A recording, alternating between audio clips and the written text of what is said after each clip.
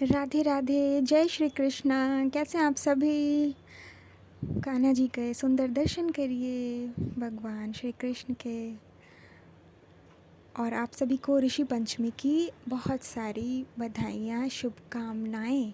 ऋषि पंचमी आज की ये तिथि अत्यंत महत्वपूर्ण है उन सभी महिलाओं के लिए, उन सभी माताओं के लिए जो ये व्रत रखती हैं और उनके लिए भी जो नहीं रखती हैं, क्योंकि आपको जब पता होगा कि आज का दिवस कितना महत्वपूर्ण है, आपके लिए कितना आवश्यक है, कितना पुण्यदायक है, आपके पापों को नष्ट करने वाला है, समाप्त करने वाला है, तो ये सभी महिलाओं के लिए है, सभी मानव जाति के लिए हैं। जो ऋषि पंचमी, ऋषि से ही आपको ये समझ में आ रहा है कि ऋषि की बात बताई जा रही है। तो सप्त ऋषि जो आकाश मंडल में हम सभी सप्त ऋषि के तारे देखते हैं, जो एक प्रश्नवाचक के आकार की होती है, परंतु प्रश्नवाचक की भांति वो प्रतीत होती है नहीं। आपने देखा होगा, बचपन में हम सब देखा करते थे कि हाँ, कोई भी तारे नहीं दिख रहे हैं, परंतु वो एक लाइन से एक मुड़े हुए आकार की तरह आपको वो दिखाई देती हैं। वही हमारे सप्त ऋषि हैं, जो कि मानव के कल्याण के लिए, समाज के उत्थान के लिए, पापों से मुक्ति के लिए समय समय पर हम सभी को अपने ज्ञान से, अपने तपोबल से ये बताते हैं कि क्या करना है, कैसे इस पाप से मुक्ति पानी है। तो इसका पूजन करने के लिए उन्होंने बताया। ब्रह्मा जी के मानस पुत्र हैं सप्तऋषि, और उन्होंने शिव जी को अपना गुरु माना, ज्ञान लिया उनसे। जब ज्ञान लिया, तपस्या की, अर्जित किया, जो आज हम सभी अपने सद्गुरुदेव भगवान से प्राप्त करते हैं। जो भी आप जिस भी ऋषि, महात्मा, संत जी को मानते हैं, अपने हृदय से स्वीकार करते हैं, आपकी आत्मा स्वीकार करती है, तो ये सब आशीर्वाद उन ऋषियों का है, महात्माओं का है, संतों का है, जो कि सनातन धर्म को आगे बढ़ाती है।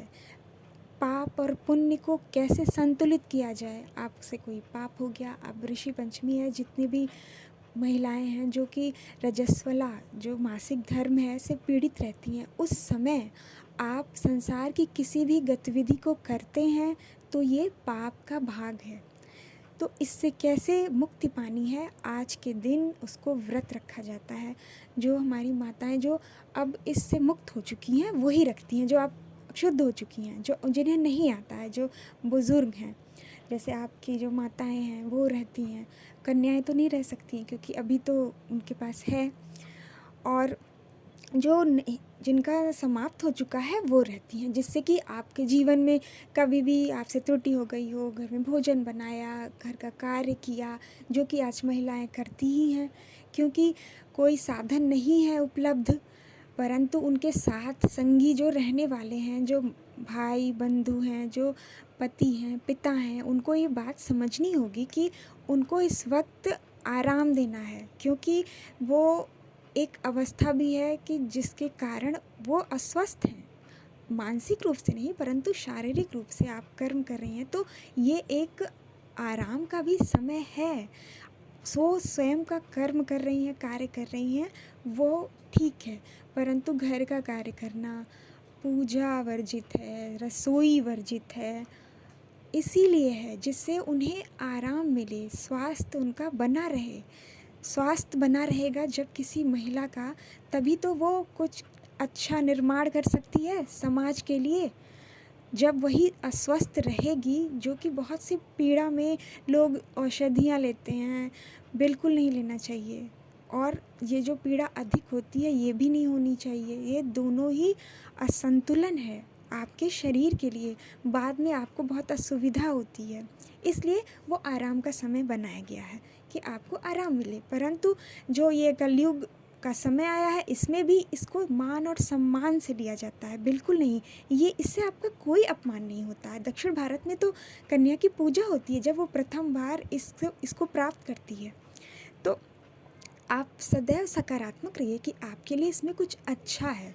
तो जो भी आपके साथ रहते हैं वो भोजन बना लें, घर का कार्य कर लें। अब आपके घर कोई बनाने वाली आती है या फिर झाड़ू वाली आती है, उसके साथ भी ये समस्या है। यदि उससे पूछा जाए तो वो तो नाराज़ हो जाएगी, है ना?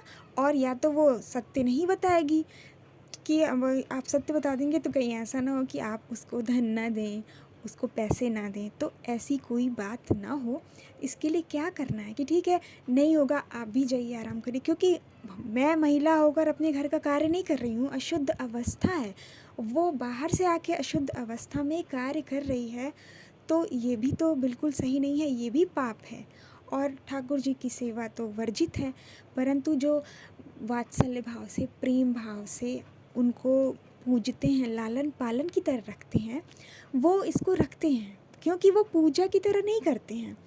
आप जब भी उनको पूजा की भांति नहीं कर रहे हैं, वात्सल्य भाव से कर रहे हैं, आपका बच्चा है। जैसे स्त्री जब अपने बच्चे को जन्म देती है तो वो ये अशुद्धता तो नहीं देखती है, उसमें बच्चा भी रहता है, क्योंकि बच्चा और जच्चा दोनों साथ ही रहेंगे तो अशुद्धता अगर देखी जाएगी तो ये तो बिल्कुल भी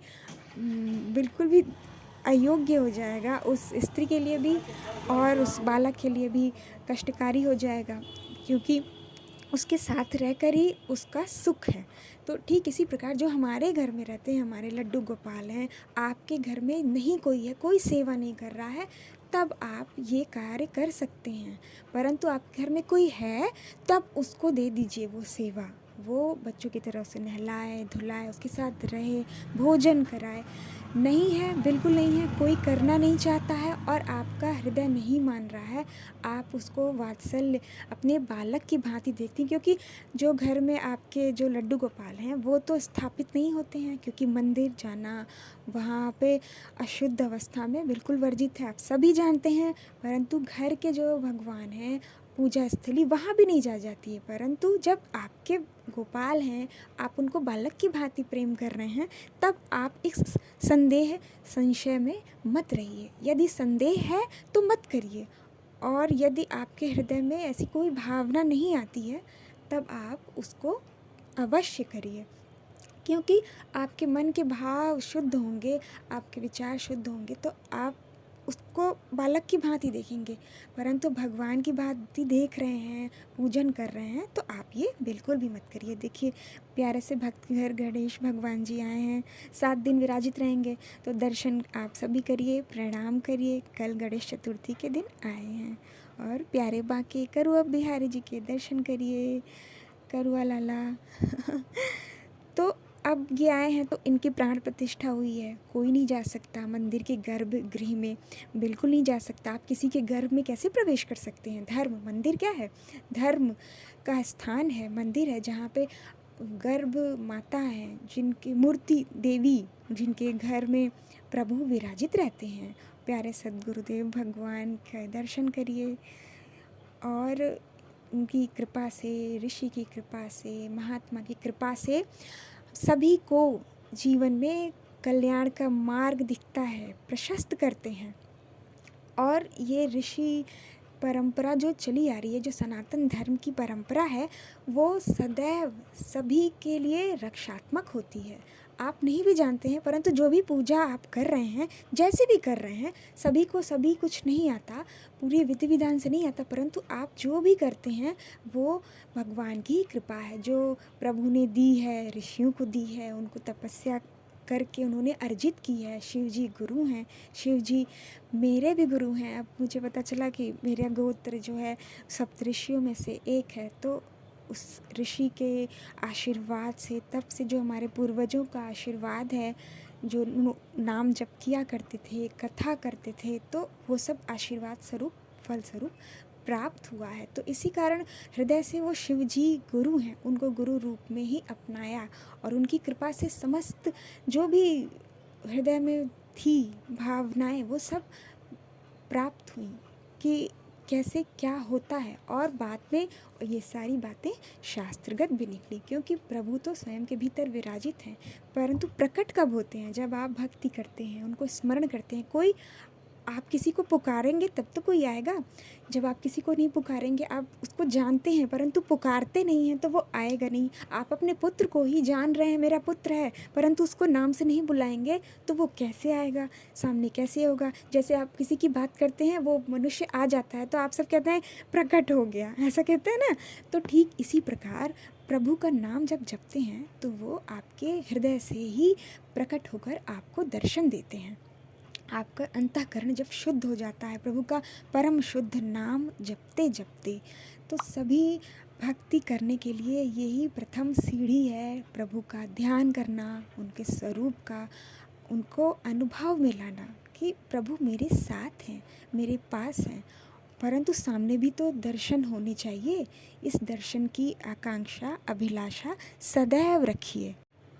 और ऋषि पंचमी का व्रत जब आपका सही समय आएगा तब आप उसकी पूजन करिए। 1 वर्ष, 2 वर्ष, 5 वर्ष, 7 वर्ष तक लोग रहते हैं और कर इसको किया जाता है जिससे कि आपका पाप का भाग जो है वो समाप्त हो जाए। संसार की किसी भी भोग को नहीं भोगना है। इस समय में जो अशुद्ध अवस्था है, किसी भी मंदिर में नहीं जाते हैं। जगन्नाथ जी में यदि कोई प्रांगण में भी है तो मक्खी आ जाती है प्रसाद में, तो जो 80 किलो का जो भोग है उसको वापस कुएं में डाल के नया बनाया जाता है।